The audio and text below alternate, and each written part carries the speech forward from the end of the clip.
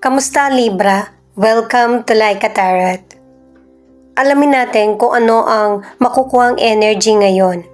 Hahayaan ko lang ang mga cards kung ano ang ipapakita. Gamit ang mystical cards, alamin natin kung anong message, advice, or enlightenment ang ipapakita sa iyo.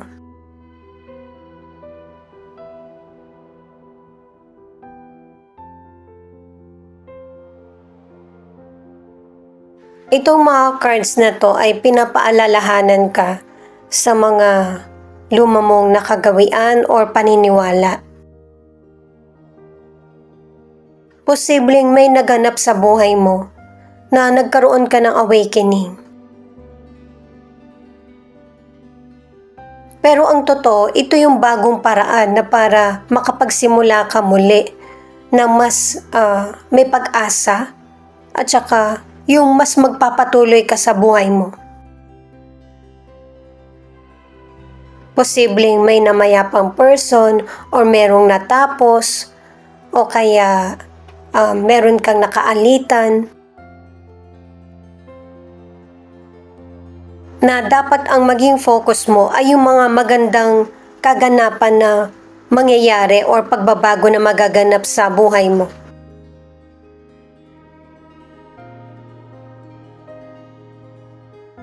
At saka, itong nowadays ay babala sa iyo na hindi mo kailangan magmadali para umasenso ka kaagad. Dahil sa posibleng merong person na gagamitin yung kahinaan mo na para lokohin ka.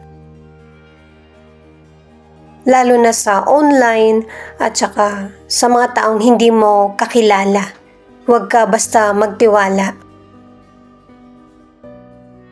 Huwag kang sumugal nang hindi stable yung kaisipan mo at emosyon. Humingi ka ng advice sa kapwa mo or i-relax mo muna yung isip mo. Huwag kang mainip kasi nakadalawang cards ka na merong mga fresh opportunities na darating sa iyo. Kailangan mong makasunod at tanggapin kung ano yung mga pagbabagong nangyayari sa buhay mo. Gawin mo yung mga bagay na nagpapa-inspire sa'yo at saka bago. Paalala para sa mga bagong viewers na ang reading na ito ay timeless reading, general reading, ano man ang edad mo or gender mo. Kunin mo lang kung ano yung akma sa sitwasyon mo. At saka ikaw na rin magpalit kung si person mo ba ito or ikaw. At ito yung start ng 1 week reading mo.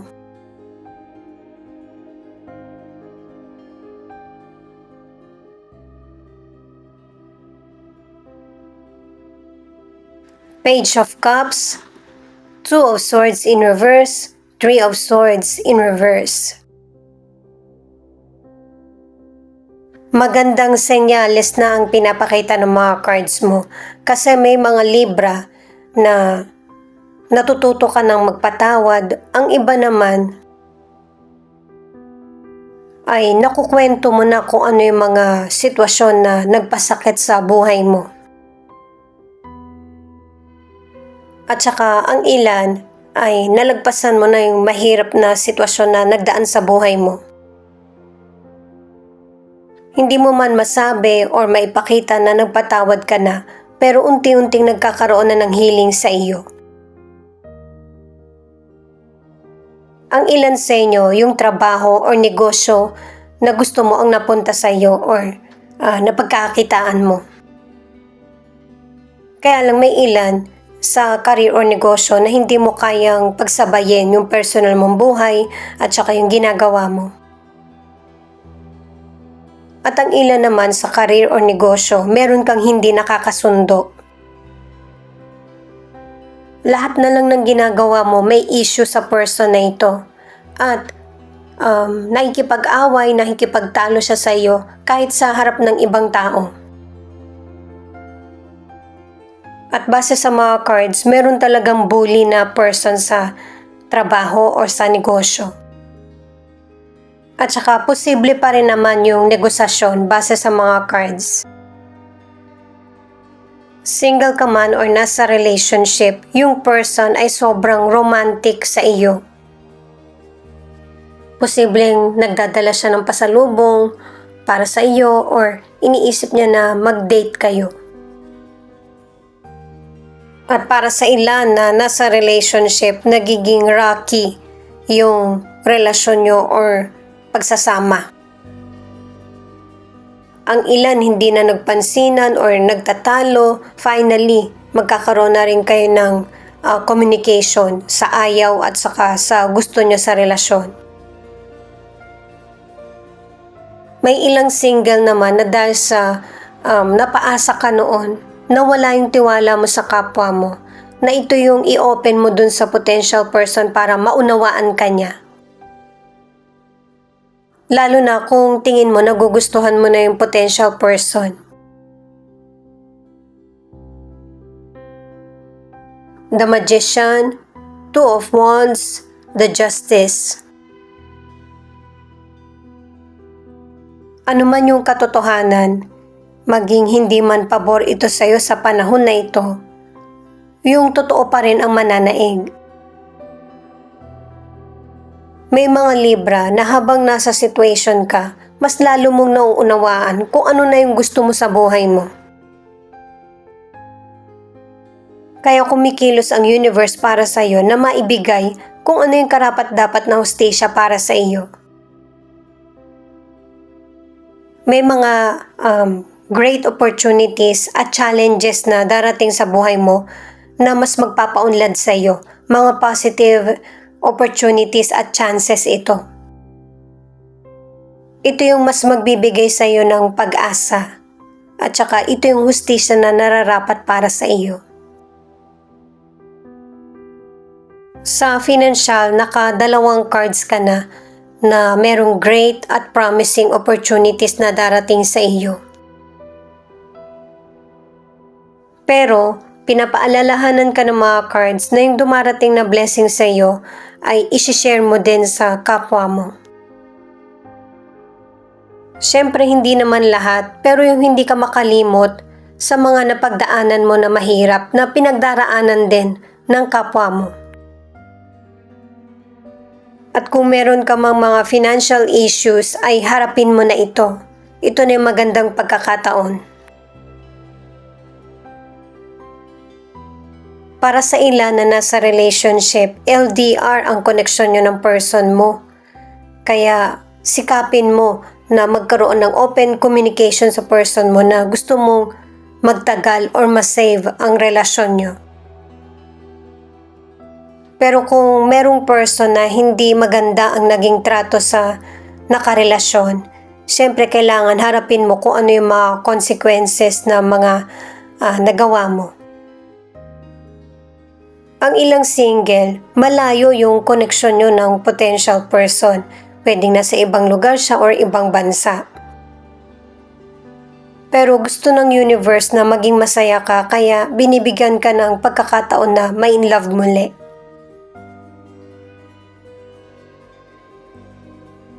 The Tower, Queen of Swords, The Wheel of Fortune. May ilang Libra na hindi ka pa nakakasunod sa kung ano yung nararapat na buhay para sa iyo. Kaya babaguhin muli ng universe ang kapalaran mo para maging pabor sa iyo. Huwag kang paapekto sa mga taong nagdi-discourage sa iyo kasi malaki ang potensyal mo. Yung person na nambubuli sa'yo or nagde-distract sa mga plano mo, meron tong personal issues na ikaw yung napagbubuntanan, kaya iwasan mo itong person na ito or huwag kausapin. Yung swerte na nakalaan para sa'yo ay nakatakda na.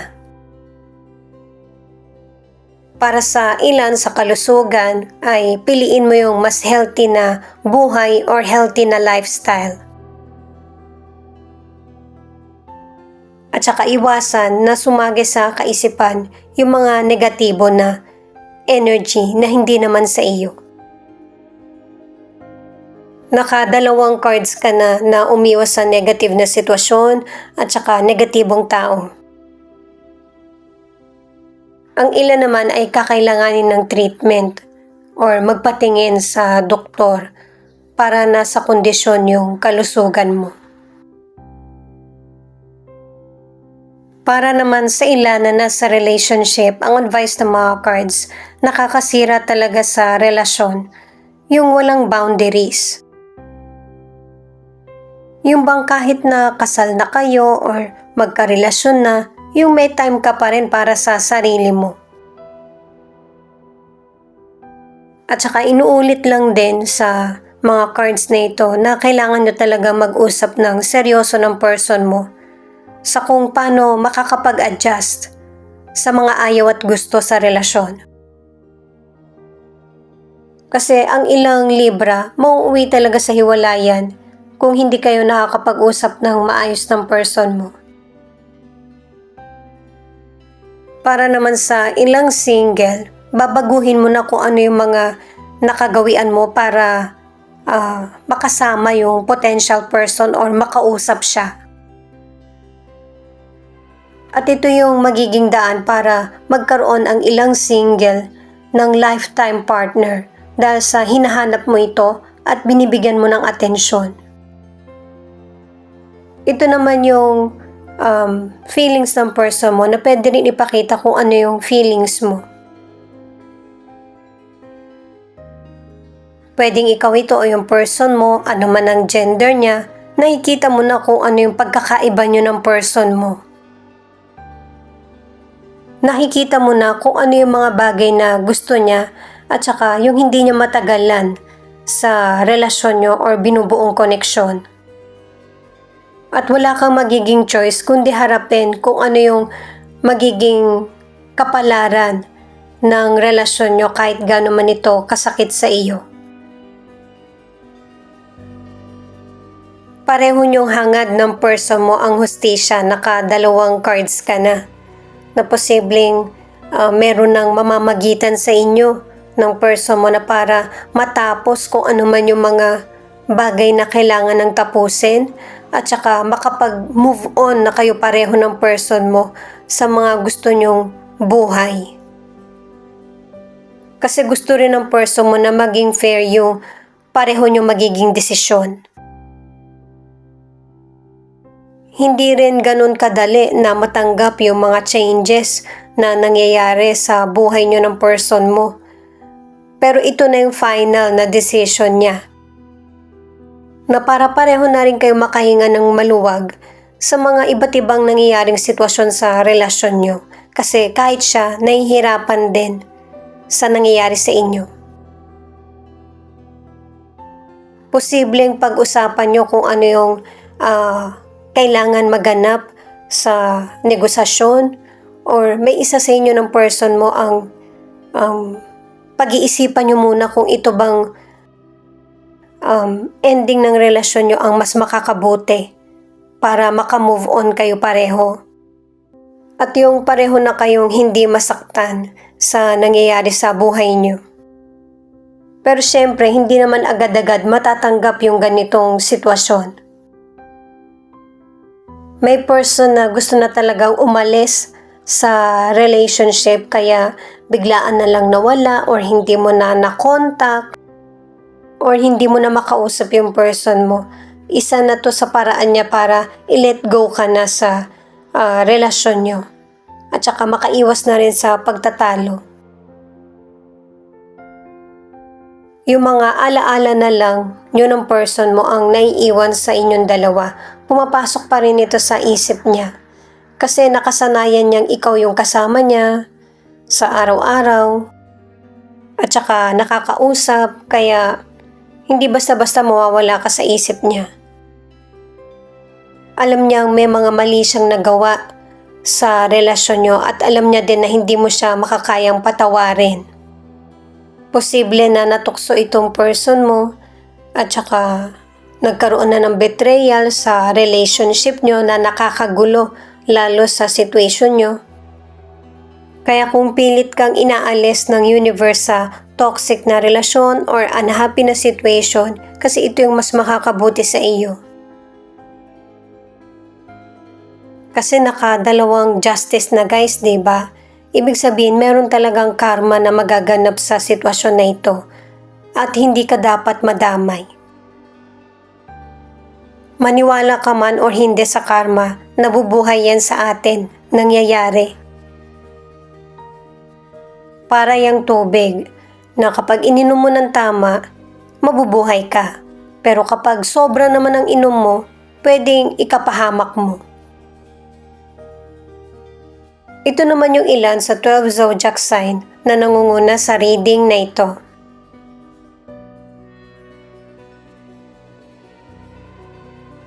Capricorn, Gemini, Scorpio, Taurus, Libra, Pisces, Leo.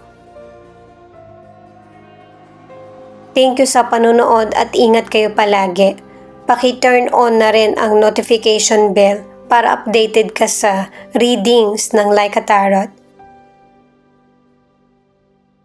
Ito naman yung mga letra na posibleng andito yung letra ng pangalan ng person mo or letra ng pangalan mo. Y, L, F, Q, B, N, C, I, X, H, M.